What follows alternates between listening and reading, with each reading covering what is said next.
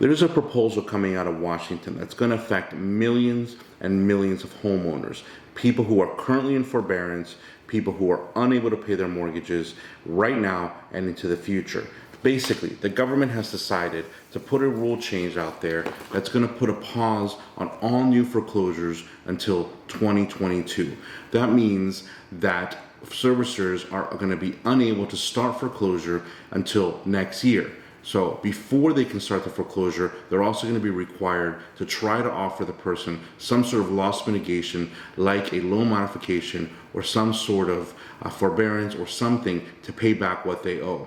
This rule change seems to be, out of some research that I've been doing, to affect all mortgages. So it doesn't matter if you are a private, if your mortgage company is a privately held or a government-sponsored mortgage company. The only difference is if it's a small servicer, which means that's less than 5,000 customers, or if your property is an investment home. Otherwise, this rule change seems to affect all mortgages.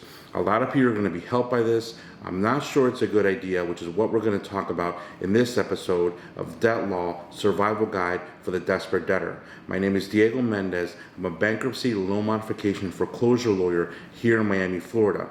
I've been doing this kind of law since 2008, where I helped thousands and thousands of people during the last crash get through their situations, sometimes saving their homes and sometimes helping them get rid of a problem that right now, 10 years later, 12 years later, they're now able to restart their lives. Please subscribe and like my videos so I keep making these videos in the next few months while we're talking about the effects of the coronavirus financial meltdown. The number one question I get right now about all of these programs, forbearances, the loan modifications, and all these different things that people are getting into to try to save their homes is whether or not it's a good idea. Now, this episode of Debt Law Survival Guide for the Desperate Debtor, we're going to talk about whether or not this type of manipulation of a mortgage is a good idea. Now, the first thing you have to understand about anything that involves not paying your mortgage is that it's not a free lunch. The bank basically never gives you anything for free. Anytime that you stop paying your mortgage, either through a forbearance or through some other reason, sometimes by choice and sometimes because of no fault of your own, doesn't really matter. But either one of these situations creates a situation where the bank is putting you in a position where you're going to end up owing a lot more money in the end than you owed at the time that you started the forbearance or the loan modification. Forbearances and foreclosures are equity-eating monsters. Basically, whenever you stop paying your mortgage, the bank starts charging you all the interest, the escrow you didn't pay, and the principal you didn't pay, and it's the ability to either add it to the end or build it into a new mortgage that they're going to give you, which sometimes allows you to keep the home, but all the equity that you built up during the time that you were paying your mortgage could basically be eaten up by one of these situations. So you have to be very careful. This is not a free lunch. This is not a free ride. I'm going to give you a quick example of what I'm talking about here. Basically, let's say that you were in a forbearance situation for 18 months, and I have two situations here. Let's say that you were for 18 months, you just paid your mortgage regular on this side, on my right side, and then on my left side here, we have a situation where you didn't pay your mortgage and you took the forbearance. Let's say at the end of the 18 months, you had a property that was worth $500,000 and you had and you had a mortgage of $325,000, you basically would have equity of $175,000 if you were paying. Now, in the other example here, it's the same exact situation. 18 months have gone by, but you didn't make any payments. In this situation, same thing. The property would still be worth $500,000. Your unpaid principal balance, which is basically what you owed when you stopped paying, is the same exact amount, $325,000. So in theory, you should have $175,000 of equity. However, the bank has put a $45,000 lien or has built in a new mortgage that includes this $45,000, which is the $2,500 mortgage times 18 months, which is $45,000, which leaves you much less equity in the end. You've lost $45,000 in this time period that you weren't paying. This is a big deal for people who are trying to pay off their homes. Remember, when you don't pay the interest accumulates, and then the bank is allowed to add all of that money back into the mortgage, either through a partial claim, which is what we talk about when they add a lien at the end of the property, or when they refinance your mortgage into a loan modification, which basically adds in all of these unpaid payments to a larger mortgage. So you end up losing a lot of equity and a lot of time with your home.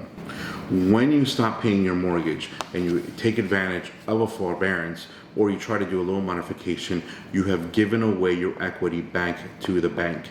The bank has recaptured the equity, because when you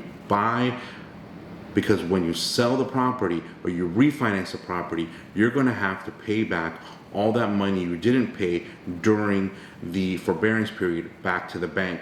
You've given away your equity, so be very careful when you're in these situations to be very cognizant and understand what you're doing, because this, again, like I said in the beginning, this is not a free ride. Be very careful. Remember that the banks always win. So, bottom line, if you're in a forbearance situation and you're looking at this new rule change where they're saying that you can basically stay in this payment limbo until next year, and you're looking at the situation, you're like, well, maybe this is a good idea. Maybe I don't have to make a payment for another 18 months or another year or whatever it is. Understand that when you're doing this, you lose money. The bank will steal your equity. They will take it from you, because when you sell the house or you refinance the house, you will pay back all the money that you did not pay them during the 18 months or 24 months or however many months that you weren't paying. They will take it. So my advice to most people is, if you are able to get out of the forbearance by continuing to make the payments, and the bank gives you that option to basically start your payments over again, you should very much consider this, because taking that payment break feels really great.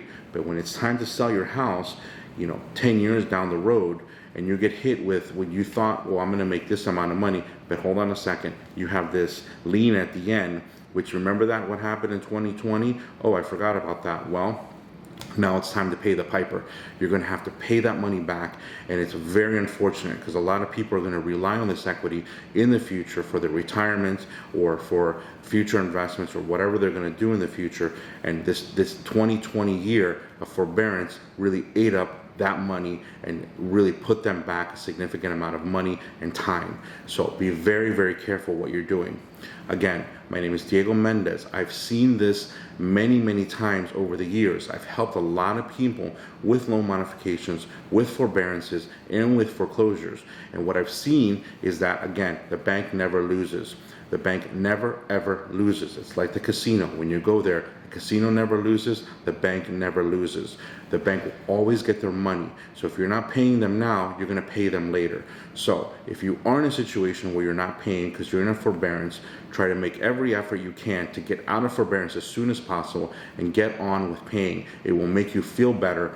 Not paying causes people a lot of anxiety. I've seen that. People do not like being in this limbo state. This limbo state causes stress, puts stress on families, on marriages, on people's mental health. So if you are able to pay, well, it's time to pay.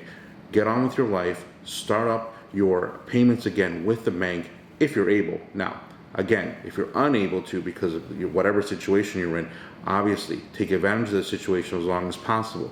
But have an eye on the ball, keep your eye on the ball, and keep your eye on the goal to get your house back under your control by you paying your mortgage. My name is Diego Mendez. I'm a loan modification, bankruptcy, and foreclosure lawyer here in Miami, Florida. I've helped a lot of people with this situation, and I'm here to help you through my YouTube channel. If you have any questions, please put them in the comment box, and please subscribe. That's what helps me the most right now. Subscribing and liking my videos. I will keep talking about these subjects, and I'll keep making these videos twice a week until the end of this situation and beyond. Thank you very much.